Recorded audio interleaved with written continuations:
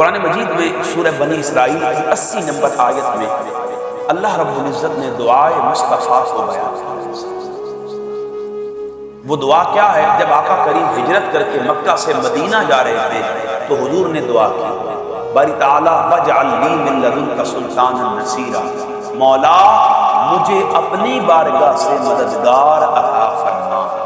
اس آیت کا مصداق بنے علی شیر خدا۔ کون بنے؟ اچھا، اسی قرآن کی سورۃ طٰہٰ کی 35 نمبر آیت میں حضرت موسیٰ کی دعا ہے۔ ان کی دعا کیا ہے؟ وَاجْعَلْ لِي وَزِيرًا مِّنْ أَهْلِي، باری تعالیٰ مجھے میرے گھر میں سے میرا مددگار وزیر عطا فرما۔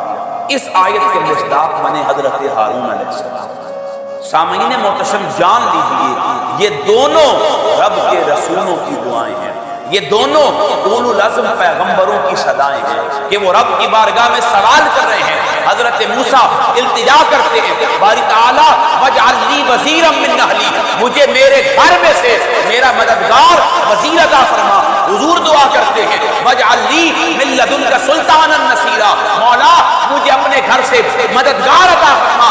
آقا نے دونوں رسولوں کی دعا کو قبول کیا۔ جب حضرت موسیٰ کی دعا کو قبول کیا، انہیں ان کے گھر سے ہارون عطا کیے، اور جب حضور کی دعا کو قبول کیا، انہیں اپنے گھر سے علی شیر خدا عطا کیا۔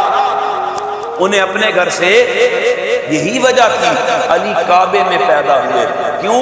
رب عالم الغیب ہے، کوئی شے اس کے احاطہ علم سے مخفی، وہ ہر شے کا جاننے والا ہے۔ وہ جانتا تھا میرا محبوب دعا کرے گا۔ دعا موسیٰ نے بھی کی تھی، لیکن موسیٰ نے وزیر مانگا، مددگار مانگا، لیکن من اہلی اپنے گھر والوں سے مانگا۔ لیکن قربان جاؤں، جب میرا محبوب دعا کرے گا، وہ اپنے گھر سے نہیں میرے گھر سے مانگ رہا ہے۔ وہ کہاں سے مانگے گا؟